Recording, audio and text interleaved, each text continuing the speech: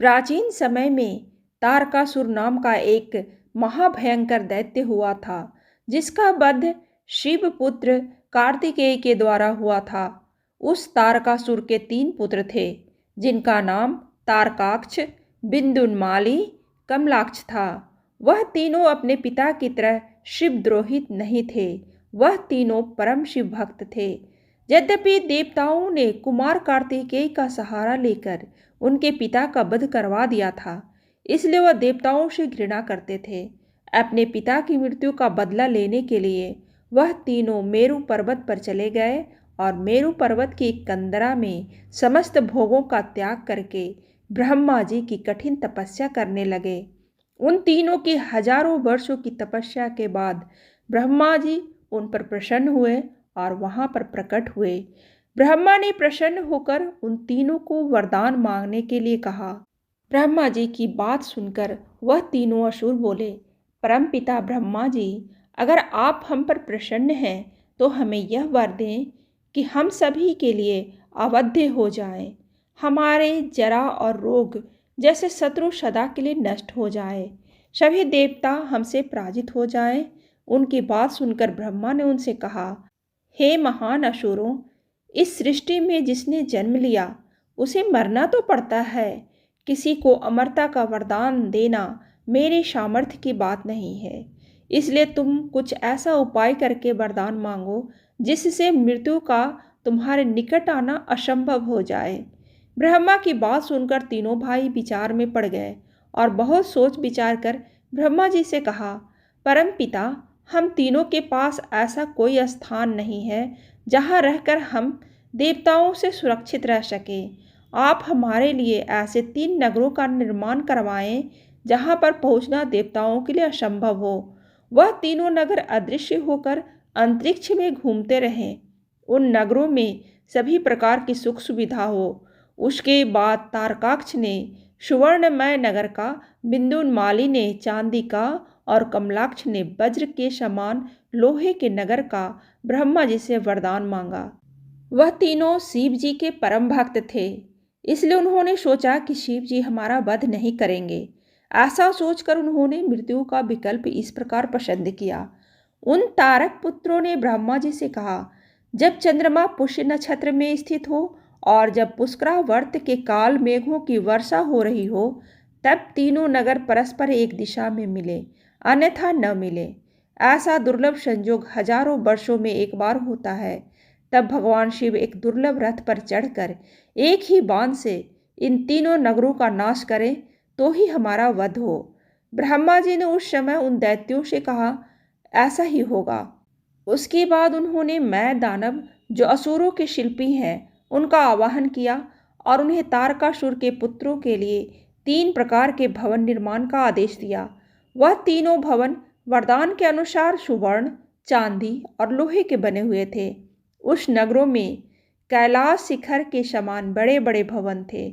उन नगरों में सभी वृक्ष कल्प वृक्ष के समान कामना को पूर्ण करने वाले थे। उन नगरों में उन तीनों भाइयों ने बहुत लंबे समय तक सुखपूर्वक निवास किया। उन असुरों ने बहुत लंबे समय तक वहां पर शिव की भक्ति करते हुए निवास किया। वह जानते थे कि शिव उनके भक्त का कभी अहित नहीं करते, इसलिए वह निर्भय हो गए थे। उन्होंने देवताओं को अपने प्रभाव से दग्ध कर दिया था। उनके नगरों में वेद और पुराणों की ध्वनि गूंजती रहती थी। इस कारण से उनके नगर और भी शक्तिशाली बन रहे थे। एक तरफ वह शिव भक्ति के कारण बलवान बन रहे थे, तो दूसरी तरफ उन्होंने पृथ्वी पर यज्ञों, हवनों और वेद ध्वनि पर प्रतिबंध रख दिया। अग्निहोत्री ब्राह्मणों की हत्या कर दी, जिससे देवताओं को बल प्राप्त न हो। पुराणों में बहुत से असुर बतलाए गए जो बड़े शिव भक्त थे। रावण भी एक महान शिव भक्त था, परंतु जब भगवान का भक्त ही अधर्म का कारण बन जाए तो भगवान को स्वयं अपने भक्तों का उद्धार करना पड़ता है। ऐसा ही तारक पुत्रों के साथ हुआ। सभी देवतागण ब्रह्मा और विष्णु को साथ लेकर शिव जी की शरण में चले गए और शिव जी से तारकासुर के पुत्रों के विनाश के लिए प्रार्थना की। उस समय शिव जी ने देवताओं से कहा, जब तक वह 3 महान दैत्य मेरे भक्त हैं, मैं उनका हित नहीं करूँगा। फिर भी वह तीनों मेरी भक्ति से बलवान होकर सृष्टि में अधर्म का फैलाव कर रहे हैं। इसलिए तुम सब मिलकर कुछ ऐसा उपाय करो कि वह तीनों मेरी भक्ति से विमुख हो जाएं। शिव जी की आज्ञा के अनुसार देवताओं का यह कार्य करने के लिए भगवान विष्णु ने एक सुंदर दिव्य स्वरूप धारण किया। वह मुनि वेश में तीनों नगरों में गए और वहां वेदों के विरुद्ध उपदेश दिया। उन नगरों के असुरों को अपने वाणी से शिव भक्ति से दूर कर दिया। उस वेद विरुद्ध उपदेश से प्रभावित होकर उन नगरों की स्त्रियों ने पतिव्रत धर्म को छोड़ दिया। जब वह तीनों नगर शिव भक्ति से विमुख हो गए, तब पुनः देवतागण शिव जी के पास आए और उन्हें उन तीनों असुरों का उनके नगर के साथ नष्ट करने के लिए प्रार्थना की। उस समय शिव जी ने देवताओं से कहा, यद्यपि वह तीन असुर मेरी भक्ति से विमुख हुए हैं, परंतु एक समय था वह मेरे परम भक्त थे, इसलिए मैं उनका विनाश क्यों करूं? उनका विनाश भगवान विष्णु को करना चाहिए, जिन्होंने उन्हें मेरी भक्ति से विमुख किया है। उस समय सभी देवता उदास हो गए।